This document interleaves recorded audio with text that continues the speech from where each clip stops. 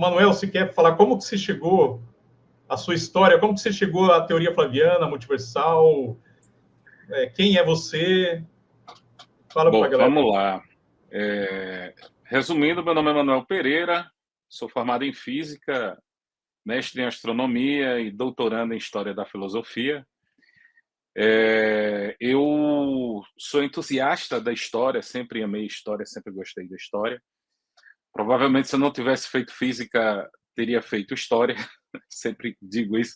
Ainda penso fazer o curso de História, a graduação de História, e principalmente depois que eu me envolvi com a questão do conceito flaviano, né?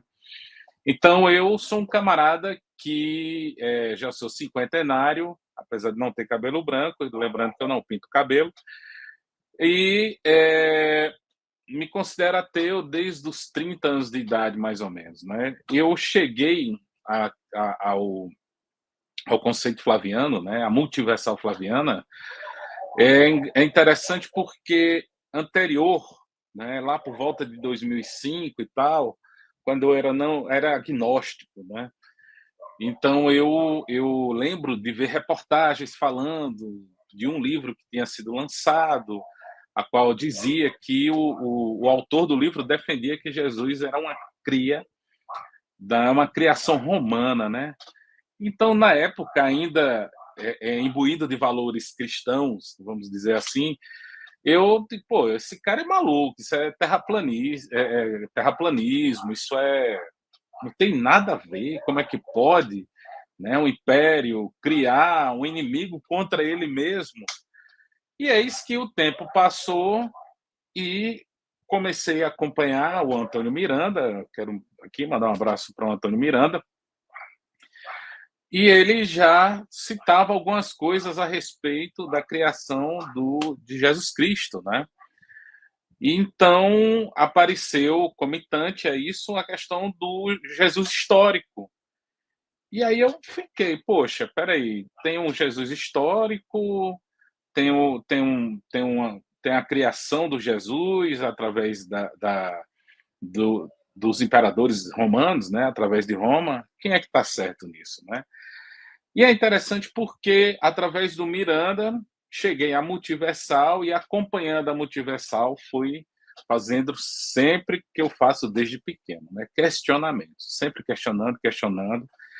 E entre os questionamentos que eu fiz à Multiversal e os questionamentos que eu fiz ao Jesus histórico, se vocês sabem o que eu estou falando, a Multiversal conseguiu passar muito mais credibilidade de informação, de dados históricos, principalmente sem ter sem deixar qualquer tipo de dúvida, sem qualquer tipo de contradição. Porque se a gente for observar a ideia do Jesus histórico, perdoe a gagueira, há muitas contradições, né, que deixam por terra aquela ideia. Mas aqui eu não quero não quero fazer um embate entre os dois temas. Eu quero dizer que fiz, em um determinado momento, um questionamento para o Francis, lá no Instagram, uma conta antiga que eu tinha, acho que foi Foram pelo menos 2022, se 30 não me perguntas, né? engano, né? E o Francis, ele abriu uma live para responder a pergunta. Eu fiquei maravilhado com isso. Pronto, ela me conquistou. E, claro, não me conquistou por ele ter aberto a live, né? Mas principalmente por ter respondido de forma embasada, né, a questão que eu tinha feito. Né? E eu me lembro da questão. A questão que eu fiz foi o seguinte: se Vespasiano tinha ganhado a guerra, por qual motivo ele teria que criar essa figura mítica chamada Jesus Cristo, né? E aí ele explanou tudo direitinho e tal, aí pronto. Então, desde então, eu venho acompanhando a Multiversal Flaviana, venho acompanhando o trabalho do Francis, tem que dizer também o trabalho do Scania, e sempre vislumbrei a questão do livro, né? O livro é muito importante.